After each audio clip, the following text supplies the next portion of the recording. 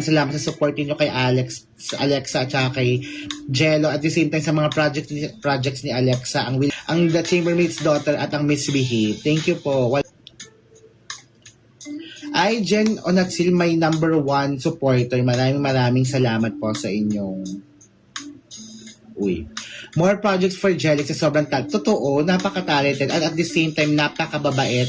Si Alexa talaga, natutuwa ako sa kanya kasi talaga sinasabi sa akin, Von, mag-promote tayo. Gustong-gusto ni Alexa mag-promote sa totoong buhay. Pero I'm so happy din as well na to know na sa sobrang hindi kami makapag-promote dahil nga ang dami ring blessings sa buhay niya na dumadating. Kaya naman super grateful. Alam na sobrang hardworking ng batang yan. Kaya natutuwa din ako sa kanya. More projects for Jelix. Yes. Sa totoo, feeling ko, the management talaga gusto talaga bigyan ng project. Kaya sobrang busy din kasi may ASAP Australia, si Alexa, tapos syempre may Misbehave pa, hindi pa tapos. Tapos may mga guesting pa kami for Misbehave na talaga namang aabangan din ninyo. Meron silang may kasama sila ni Cyril. Naku, abangan niyo yan. Natutuwa ako kasi may mga bagong show sa iWan and sa YouTube na talaga naman dapat ninyong abangan. Friend, we are always here to support Jelix. Thank you. Meron po ba si Jen, si total performer naman talaga. Yes, talaga si Alexa Ilacad. Napakasipag, very dedicated sa kanyang work. Kaya naka-proud din talaga. Tapos ang ganda niya pa nung parang hello, number 1 sa akin siya. Kaya po ba is mabait din. Super bait. Unlike Alexa na si Alexa kasi parang neto ko lang talaga siya super naging ka-close, na nakachika, doon ko lang na-feel talaga na ganito pala itong batang to when it comes to work. Si Jello ko naman kasi on the other hand, dati ko pa talaga siya kakilala, dati pa kayo magkaibigan. Ay, maraming salamat Grace Santos, na-achieve ko natin ang goal natin for today.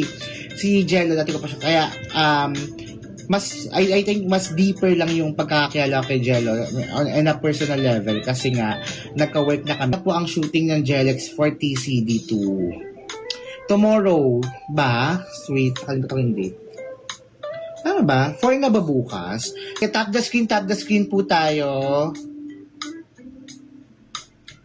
Bukas po yata ang shoot namin for TCD. Check natin.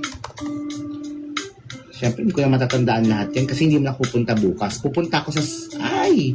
Sige, tap the screen. Pag naka 100k taps po tayo, i-share ko po sa inyo kung kailan kami magla-live, yung trending topic natin ngayon. Gusto nyo ba malaman? Kasi may schedule na yon, may date na yon kung kailan namin siya pwedeng gawin. Pero yung shooting dates, alam po nakipag-usap na kami sa ibang mga... Wait lang po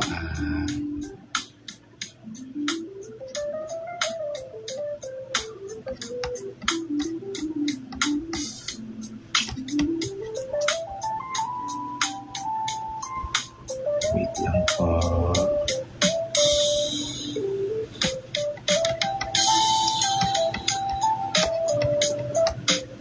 Ito. May excited na kami dyan. Yes, may date na yon.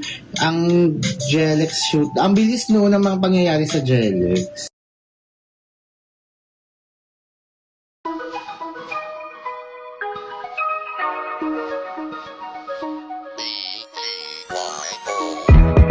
Giving up on